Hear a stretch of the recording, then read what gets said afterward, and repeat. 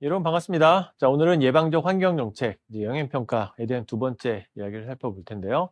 지난 시간대는 기본적으로 이 제도가 무엇인지, 이 정책 수단이 어떤 의미를 가지고 있는지, 절차, 내용, 개념, 자, 이런 것들을 살펴봤죠.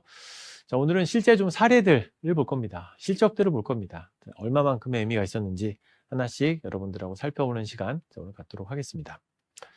자, 과거의 실적부터 한번 좀 보도록 할까요? 자, 수치를 보면 여기는 2006년부터 2015년까지의 연도별 검토했던 실적들을 보고 있는데요. 자, 꽤 많죠. 자, 매년 거의 평균 한 200, 300건 정도를 이제 꾸준히 검토해 오고 있다. 한반도의 환경 파괴적인 사업들이 어떤 영향을 미치는지를 한 200건 정도 매년 검토한다라고 할 수가 있고요. 협의 기관별로 보게 되면 자, 환경부 본부에서 직접 진행하는 경우가 1909건 누적입니다. 자, 그리고 한강, 수도권 지역에서 진행됐던 사례가 690건, 그리고 대구, 경북, 부산, 낙동강에 있는 유역관리청에서 586건, 대구청에서는 400건 정도가 진행이 됐다. 자, 지역별, 권역별로 진행되는 상황, 현황들도 확인할 수가 있습니다. 자, 이렇게 1년에 한 200건 정도 진행이 되는 환경영향평가. 이 평가하는 작업, 평가서를 만드는 작업, 초안을 만드는 작업. 자, 1차적인 주체 책임은 사업자에게 있지만 그 개발하려는 그 사업자가 평가를 해야 되지만 보통은 전문기관한테 위탁할 수 있다고 했죠. 자, 전문 평가 업체가 한 300여 개 정도 됩니다. 이것만 전문으로 하는 경우도 있고 겸해서 다른 컨설팅하고 토목 사업을 하면서 자격증을 같이 받아가지고 겸한 곳들도 많아서 한 300여 개 정도의 업체가 있고요. 2008년에 평균 비용이 공개가 돼 있어서 확인해 본 결과로는 요 건당 영향평가 한 건당 한 2억 정도 예산이 들어갑니다. 2008년도의 수치니까 그 뒤로는 이제 훨씬 더 많은 비용이 영향평가에 소요가 된다라고 할 수 있죠. 자, 그로 인해서 환경영향평가는 일정 정도의 시장이 형성돼 있죠. 업체들이 있고 비용이 있고 거기서 그걸 위탁하기 위한 시장이 형성이 돼서 작동이 되고 있을 정도다라고 할 수가 있습니다. 자, 앞에 이제 환경연구원에서 제공하고 있는 우리 환경영향평가 정보 시스템에서는 개별 사례들도 다 공개가 되어져 있었고요. 자, 여기는 통계정보 시스템에서 여태까지 진행이 된 영향평가의 통계 자료들을 쭉 정리해주는 웹사이트가 바로 이곳인데요. 여기는 참고문헌 주소 여러분들 보시면 바로 실시간으로 여러분이 강의를 듣는 그 시간에 얼마만큼의 영향평가 진행됐는지 확인도 가능합니다. 자, 누적해서는 한 2,930건 정도가 진행이 됐고요. 자, 완료된 거, 진행 중인 거 400건 등이 있다라는 겁니다. 협의 결과 2,200건이 동의가 됐고 부동의 된 게 9건 등이 있다. 기타 취소 반려된 것들도 한 600건들이 있다라는 겁니다. 자, 여기 세 개 구분이 있다. 수업 마지막 시간에 살펴보도록 하겠습니다. 자, 사업 유형별로는 산업시설이 제일 많고요. 도시개발, 아파트, 택지건설 사업도 꽤 있고요. 그 다음에 도로건설도 꽤 많이 있죠. 철도, 그다음 발전소, 그다음 스포츠, 공원, 하천, 항만 등의 사업들 대상으로 지금까지 이제 영향평가가 이렇게 진행됐다입니다. 자, 이 웹사이트에 들어가면 여러분들 권역별로도 볼 수가 있는데요. 서울, 경기, 강원, 충북, 경북, 그리고 대구. 여기는 이제 군이 포함되기 전 지도로 나오네요. 예, 지역별로도 얼마만큼 되고 있는지. 대구 경북 지역에서는 산업단지, 도시개발 1건, 그리고 체육시설 2건 등이 진행되었다라는 지역별 통계도 여러분들 웹사이트에서 확인이 가능합니다. 자, 오늘은 좀 구체적인 사례들을 좀 볼 건데요. 2005년에 환경부는 이렇게 하면 영향평가 잘한 거다. 저는 우수 사례를 공개를 했습니다. 자, 그리고 5년 뒤에는 환경부가 평가하기 전에 한번 스스로 잘했는지 한번 신청을 해봐라. 이제 공모전도 개최가 됐어요. 개발 사업자들이 본인들이 잘했다고 생각하면 신청하세요. 라고 하면 우리가 상을 주겠습니다. 라고 해서 발굴해서 공개하는 일, 이 1회 이제 공모전도 2010년에 개최된 바가 있습니다. 자, 그때 있던 우수 사례 선정된 곳 중에 대구 사례가 있어서 하나 보도록 할게요. 자, 이 사업은 구안국도에서 서변동까지 연결이 되는 순환도로 사업이고요.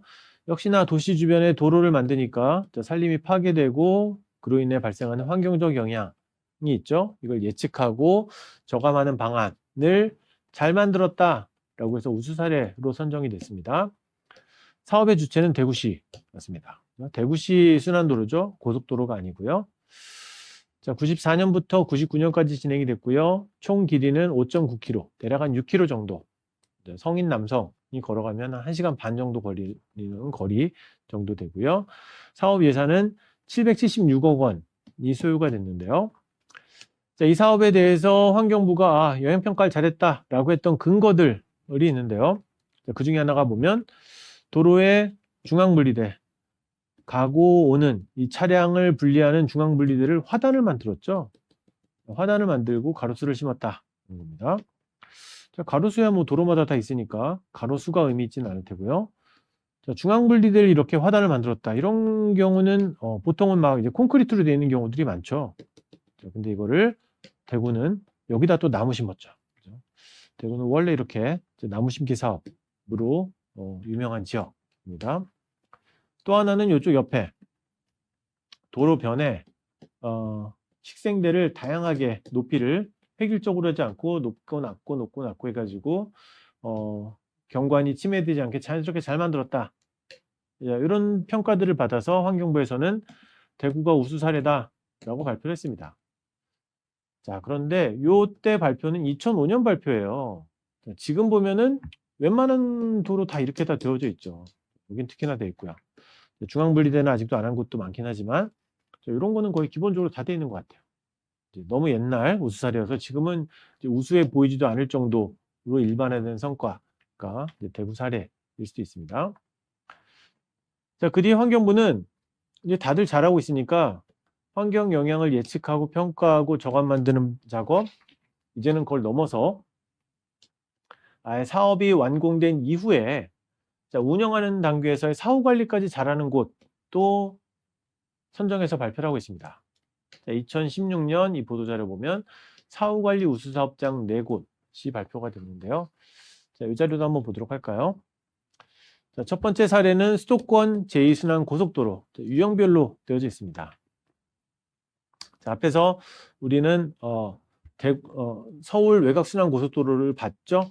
자, 그 뒤에 2014년부터 2020년까지 이순환고속도로를 화평에서 양평까지 진행되는 공간이었고 왕복 4차로에 17km 정도의 공사가 진행이 됩니다. 자, 근데 이 사업이 왜 우수한 사례냐? 자, 보면 공사 과정에서 터널을 뚫으면서 막 지하수가 나오게 되죠. 자, 이걸 활용해 가지고 먼지가 안 날리게 이렇게 스프링클러도 이용하고 샤워도 하고 워터 커튼도 해서 주변에 먼지 안 나게 하는 작업을 했다. 자, 이런 게 이제 따로 물을 낭비하지 않고 공사 과정에서 생기는 지하수를 활용한 우수 사례 선정이 됐고요.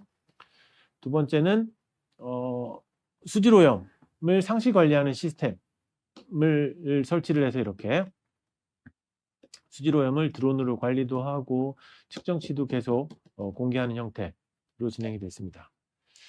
자, 마지막으로 소음관리. 자, 공사가 땅을 파고 쾅쾅쾅쾅쾅 뚫다 보니까 시끄럽게 되는데요. 이 소음을 막기 위해서 이렇게 이제 차음 벽도 만들고 뭐 계단형으로 만드는 방음문도 만들어 가지고 소음 누출도 굉장히 잘했다. 자, 이런 것들이 이제 환경부가 선정했던 도로건설 사업의 우수 환경 영향평가 관리 사례라고 보고요. 자, 두 번째는 신도시예요. 신도시 개발 사업인데요. 바로 충남 도청이 이전하는 홍성군의 택지 개발 사업을 진행을 하는데, 자, 바로 이런 곳입니다. 충남 홍성 좀 외곽 지역에 이제 도청 소재지가 이전하면서 혁신도시가 만들어지는데요. 신도시가 자, 대구에도 이제 안심 혁신도시, 뭐 구미 김천에도 혁신도시 등이 있죠. 자, 그런 것도 이제 논이나 밭이나 그냥 개괄지 어떤 나대지였던 곳들을 이제 도시 공간으로 바꾸다 보니까 자, 환경 파괴가 이루어지게 되죠. 자, 이걸 어떻게 잘 해결했느냐? 자, 이 경우에는 어, 친환경 경작지 이 도시를 만드는 게 2020년이다 땡 하면 갑자기 사람들이 다 들어오는 게 아니죠. 한 명씩 한 명씩 이사 오고 가족도 이사 오고 공공기관도 이사하고 민간기업도 이사하고 천천히 조금씩 이전을 하죠. 자, 근데 원래 도시 계획을 할 때는 부지를 넓게 잡혀져 있어요. 그러면 아직 남아있는 미착공된 지역들이 있죠. 자, 그곳을 버려놓지 않고 이렇게 유채꽃, 청보리들을 막 심어놨어요. 아직 남아있는 빈 공간들에. 그래서 옆에서 근무하는 분들도 보기 좋고 주민들도 좋아할 수 있는 생태 공간으로 바꾼다. 이런 게 사례였고요. 한편으로는 미개발 지역을 지역 주민들한테 분양도 했어요. 주말 농장으로 1년 동안 쓰세요. 뭐 상추도 심고 배도 심고 뭐 과일도 심고 무도 심고 할 수 있도록 관리를 했고요. 그리고 공사 기간 중에도 항공 촬영, 드론을 이용해서 문제가 없는지 주기적으로 체크하는 작업을 진행을 했고요.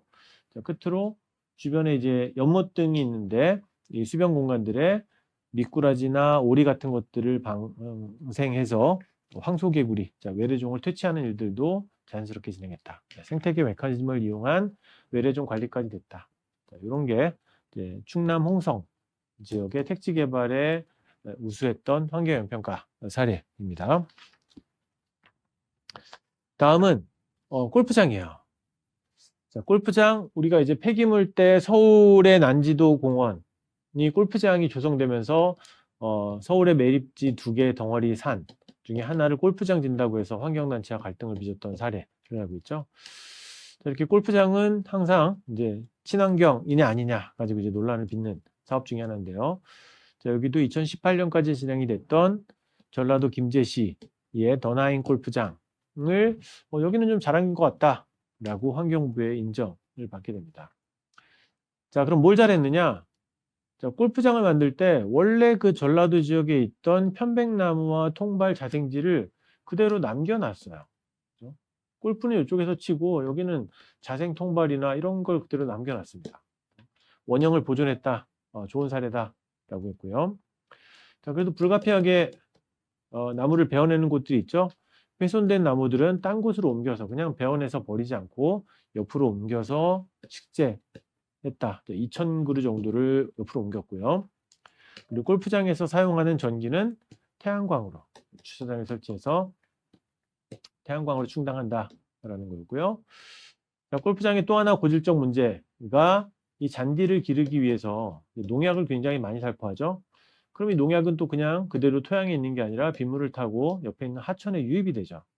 자, 이걸 막기 위해서 이런 비점 오염은 관리하기 위한 완충지대 그리고 미생물 처리 등을 통해서 해결한다 했던 게 바로 이 골프장의 사례입니다. 자, 이런 것들을 근거로 굉장히 잘 관리가 됐다라고 평가를 받았고요. 자, 마지막은 자, 대구에서 멀지 않은 경북 영천에 있는 보현산 다목적 댐이에요. 또 다른 종류의 개발 사업이죠.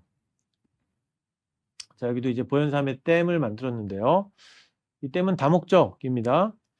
자, 용수도 공급하고 그리고 도로로도 이용하고 관광 목적으로도 활용하고 여러 가지 목적을 지닌 댐이 바로 이 보현산 다목적 댐인데요.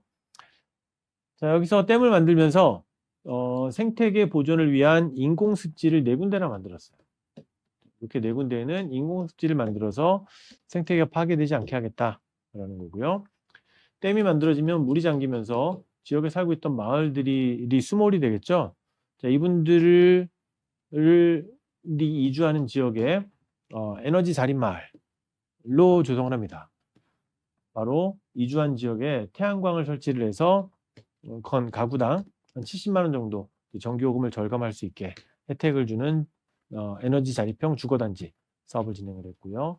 자, 오수 처리 등도 댐 하류를 방류해서 댐이 오염되지 않게 이쪽으로 배출하는 일도 신경을 썼다는 겁니다.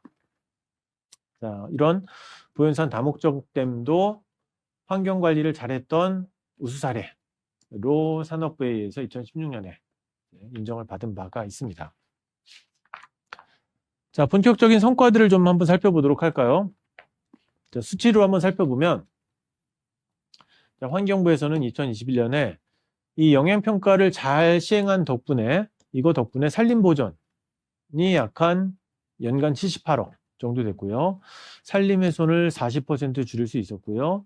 보존한 산림 면적이 여의도의 5배 정도 되고요. 자, 대기정화 정수, 산림의 가치를 얻었다는 겁니다.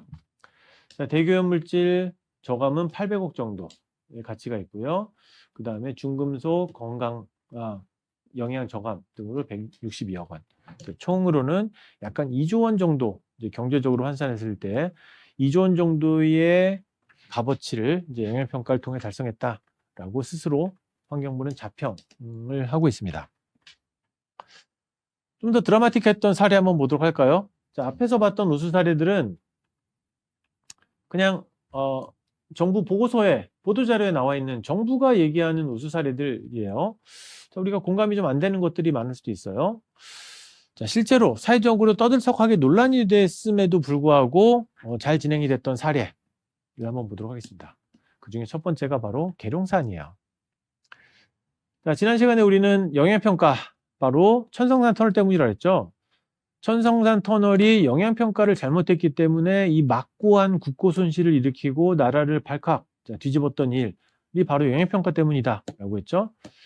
바로 서울에서 대구, 부산 가는 중간에 있는 이 천성산 터널이었고요. 자, 이후에 호남 고속철도가 만들어집니다. 서울, 대전, 대구, 부산 가는 KTX, 이 과정에 이제 천성산 사건이 발생을 했죠. 자, 이후에 오송에서부터 광주, 목포로 가는 호남 고속철도가 개통이 돼요. 자, 이때 또 비슷한 논란이 또 발생을 합니다. 자, 어디냐? 바로 이 공주하고 오송을 연결하는 요 구간에 계룡산 국립공원이 있어요. 계룡산도 국립공원입니다. 자, 앞에 천성산은 국립공원은 아니에요. 부산 입구에 있는, 초입에 있는 영남 알프스라고 불릴 정도로 갈대밭이랑 이런 게 굉장히 아름다운 곳이긴 하지만 국립공원은 아닌 곳입니다. 그런데 여기 호남 고속철도는 계룡산 국립공원을 지나가요. 또 터널이 뚫게 됩니다. 자, 그러면 과연 이 국립공원을 관통하는 노선이 좋은가, 아니면 피해가는, 여기 천안에서부터 내려오는 피해가는 대안이 좋을 것인가, 이런 논란이 벌어집니다. 자, 당시 얼마나 심각한 갈등이 진행됐는지, 자, 2005년이고요. 자, 계룡산 제2의 천성산 되나. 자, 앞에 천성산은 지율이라는 비구니 여자 스님 한 분이 주도했죠. 자, 여기는 보는 것처럼 여러 명의 스님들이 같이 우리 살리기 범불교 연대를 결성을 해가지고 반대를 하게 됩니다. 계룡산은 굉장히 좀 독특한 곳이에요. 한국에서 이제 무당들이 가장 많고 신내림을 가장 많이 받는 두 군데가 제가 보기에는 경주에 있는 경주의 수중무열왕릉 앞에 가면은 저는 항상 뭐 이렇게 굿하는 걸 늘 보는 것 같아요. 갈 때마다. 심지어는 밤에도 막 이렇게 촛불 켜놓고 막 굿을 하고 있죠. 여기 보면은 워낙 신기가 세기 때문에 이제 수중왕릉에 그 죽어서도 용이 되어 한국을 지키겠다라는 그 왕의 기운을 받아서 신내림 받겠다는 분이 굉장히 많고요.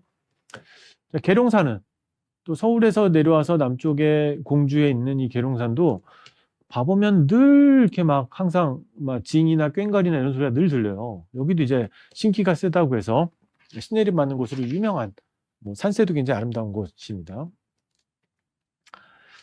이렇게 스님들의 반발이 제기되고요. 자, 2년이 지났는데 국정감사에서도 국회의원이 호남고속철도 또 경부고속철처럼 또 갈등 일으키지 말아라, 전철을 밟지 마라 라는 이제 경고가 이뤄질 정도입니다. 자, 보시면 자, 계룡산 국립공원이 있죠. 자, 그리고 이렇게 철도가 지나가면서 자, 문제는 별로 없는 편으로 주변의 생태계를 조사해 보니까는 요런 지역들이 있고 생태계들을 관리하면 된다 해서 잘 해결이 된 사례입니다.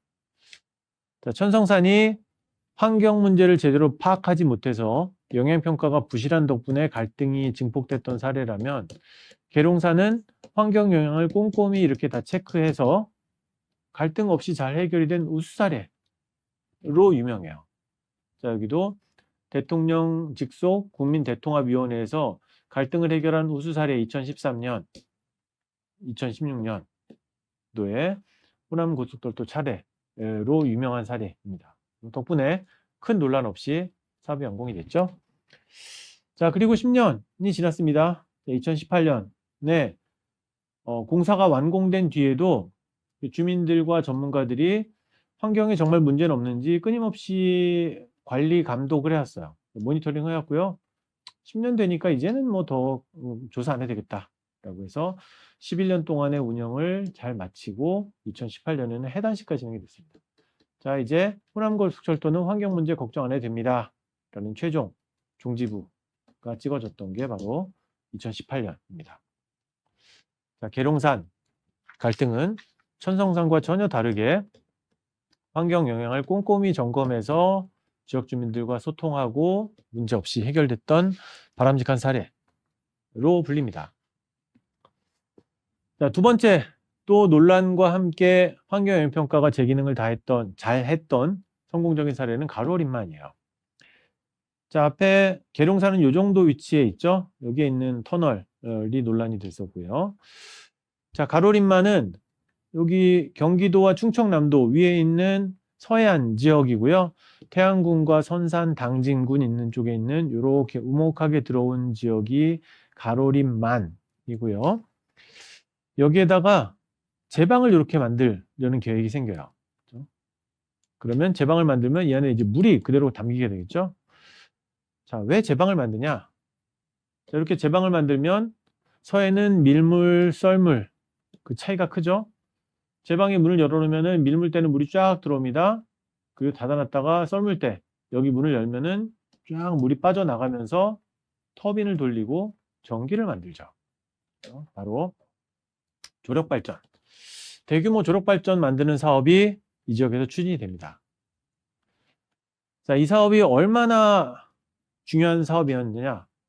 바로 40년 전에 박정희 대통령 때부터 검토가 됐던 사업이에요. 여기 있는 가로림만만 잘 막으면은 막대한 전력을 바다로부터 얻을 수 있다. 특히나 박정희 정부 때 1, 2차 석유 파동을 겪으면서 그 대안으로 자연에너지를 이용하는 것 신중하게 검토가 됐습니다. 그리고 안타깝게 80년 이후부터는 석유 가격이 하락하면서 멈춰버렸죠. 자, 그 박정희 대통령의 못다 이룬 꿈을 2013년 따님이신 박근혜 대통령이 그 꿈을 이루냐? 라는 기사가 바로 발행이 됩니다. 자, 그런데 여기도 이 지역도 이런 바닷가 갯벌이 그냥 버려진 공간이 아니죠. 여기도 철새들이 있고 조개가 있고 해양 동식물이 있고 아주 특수한 염생식물들도 자라는 곳이에요. 환경훼손이 불가피합니다. 갯벌이나 환경훼손에 대한 반발이 지역 주민 환경단체들을 통해서 끊임없이 제기가 됐고요. 계속 반려가 됩니다. 자, 이거 해결하지 못하면 조류가 왔다 갔다 하면서 발생하는 이 환경 문제, 이걸 해결하지 못한다면은 사업을 허가할 수 없다라고 했고요. 1년 뒤에 환경부는 최종적으로 반려키로 영향평가서 이거 도대체 안 되겠네요. 지금 있는 계획 가지고는 이 환경 피해가 해결될 것 같지 않습니다. 안 됩니다. 라고 해서 반려해서 최종적으로 사업이 중단되는 성과까지 이뤘던 게 바로 이 가로림만 사업입니다. 자, 가로림만은 환경 영향을 검토해서 이 사유가 해소되지 않으니까 사업 허가를 내주지 않았던 사례입니다. 자, 또 다른 우수 사례로 케이블카가 있는데요. 자, 바로 대구입니다. 자, 대구의 앞산 그리고 달성 쪽에 가면 비슬산이 있죠. 참꽃 진달래로 유명하고 축제도 하는 곳이고요. 자, 여기에 케이블카를 짓고 싶어 했어요. 자, 그러면 하부 정류장, 상부 정류장, 케이블카를 위한 기둥도 설치를 해야 되고요. 또 산림 파괴가 이루어지게 되겠죠. 자, 환경부는 최종적으로 이 환경 파괴 허용할 수 없다라고 해서 반려. 비슬산 케이블카는 취소가 됩니다. 자, 뭐 대구 시민들 입장에서도 비슬산에 굳이 뭐 케이블카가 필요한 것 같진 않아요. 그죠? 이미 대구는 보면은 앞산에도 케이블카가 있고 팔공산에도 케이블카가 있죠. 평일에 가면 또 거의 사람도 쓰지도 않아요. 굳이 안 해도 되는 사업이겠죠. 비슬산에도 뭐 전기 버스도 있고 셔틀버스도 있고 충분히 우리가 즐길 수 있는 비슬산 국립공원이기 때문에 더 굳이 개발할 필요는 없었던 것 같습니다. 자, 그런데 강원도가 문제예요. 서울에 1000만 그리고 경기도에 1400만 인구가 있고 강원도에 설악산에 자주 가죠. 여기에 케이블카를 짓고 싶어한 지자체들이 있었어요. 그죠? 인제군 같은 곳에서는 케이블카를 지고 있습니다. 설악산 위까지 올라가는. 자, 근데 이게 끊임없이 한 10년 정도, 40년 수급 사업이네요. 그죠? 인제군과 강원도는 끊임없이 케이블카 놓는 사업들을 계속 시도를 해요. 자, 근데 이것도 산림 파괴가 심각하죠. 강원도 설악산이라는 이 우수한 자연환경을 파괴한다라고 해서 반려됐는데요. 2003년에 드디어 환경부가 통과를 해줍니다. 그 정도 대책만 마련하면 된다라고 해서 제가 본 기억만도 한 10년 이상을 계속 반려되는 것들을 봤는데 2003년에 결국 조건부로 통과가 됩니다. 논란이 계속되고 있죠. 과연 케이블카와 관련해서는 환경영향평가가 제대로 작동하면서 보존의 역할을 하고 있는지 의문이다 라고 할 수가 있습니다. 자, 앞에서 오늘 우리는 영향평가라는 사전 예반적 환경정책 수단이 대한민국의 국토 생태계를 얼마나 잘 지키는지 성과들을 많이 봤는데 약간 잘 지키고 있는 건 있나? 라는 논란이 제기되는 케이블카 사례도 있었죠. 자, 그럼 본격적으로 영향평가라는 제도가 갖고 있는 문제가 뭐냐? 첫 번째는 객관성의 한계를 지니게 돼요. 앞에 2008년에 보고서 하나 만드는데 2억 정도 돈이 든다고 그랬죠? 그 뒤로는 훨씬 더 많은 돈이 들 겁니다. 2020년 훨씬 더 많은 돈이 들 텐데 그 돈을 누가 되느냐? 사업자가 돼요. 왜냐? 영향평가는 사업자가 하게 돼 있으니까. 자, 그러면 2억 원의 돈을 받는 전문 대행 업체는 사업을 못 합니다. 환경 파괴가 심해서 안 됩니다. 라는 얘기를 할 리가 없겠죠. 그죠? 다 할 수 있습니다. 됩니다. 가능합니다. 라고 하게 돼요. 좀 객관적이지 못하죠.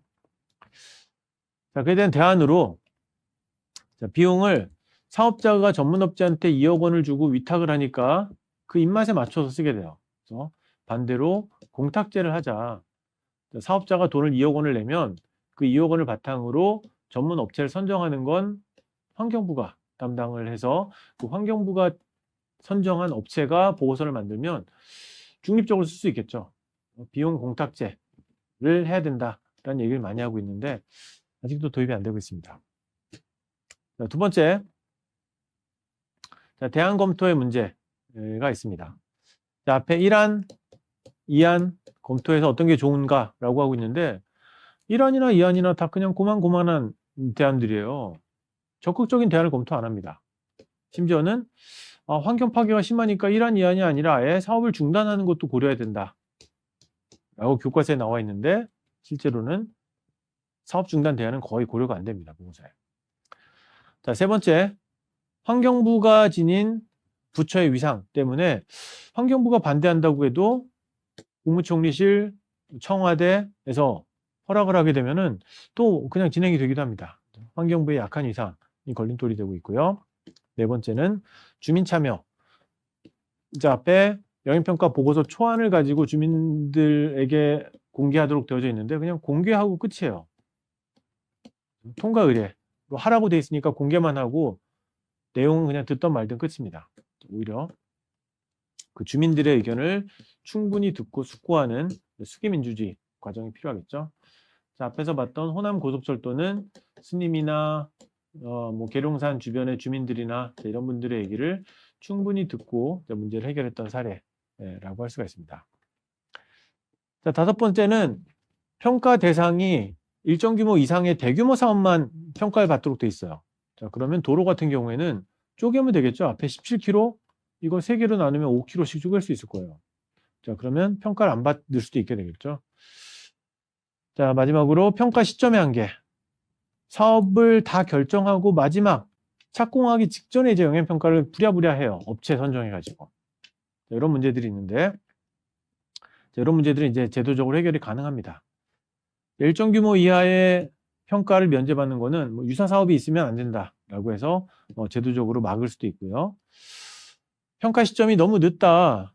사업 실시하려고 다 계획 세워놓고 착공하기 직전에 그제서야 이제 영향평가를 받다 보니까 그럼 이제 뭐 공사하려고 준비 다 돼 있는데요. 그렇죠? 이걸 막기 위한 제도적 개선이 바로 사전 환경성 검토, 전략 환경 영향평가, 소규모 영향평가입니다. 자, 이건 이미 제도 개선이 이루어졌어요. 자, 평가 시점의 문제, 자, 이 문제는 개선하기 위한 제도적 개선 이루어져서 자, 다음 시간엔 바로 이렇게 개편된 내용, 최근에 영향평가가 사전 예방을 하기 위해서 시기를 당기는 제도적 개편이 어떻게 이루어졌는지는 다음 시간에 한번 보도록 하겠습니다. 자, 오늘은 전반적으로 우리나라에서 영향평가 제도가 달성했던 성과와 실적, 그리고 우수 사례로서의 호남고속철도, 계룡산, 그리고 충남의 가로림만 사례, 대통령의 수건 사업이었지만 중단되는 실적까지 봤고요. 반면에 면죄부로 전락하는 비난의 대상이 되는 영향평가가 어떤 문제가 있는지 문제점들을 하나하나 짚어봤죠. 다음 시간에는 앞에 사전 예방인데 너무 시기가 촉박하다, 좀 더 앞당겨보자 라고 하는 사전 환경성 검토 제도 2가지를 살펴보고요. 그리고 최근에 도입이 된 기후변화 영향평가 제도, 그리고 특별법의 문제에 대한 이야기를 다음 시간에 마지막으로 살펴보도록 하겠습니다. 자, 오늘 수업은 여기까지였고요. 여러분 수고 많으셨고 다음 시간에 뵙겠습니다.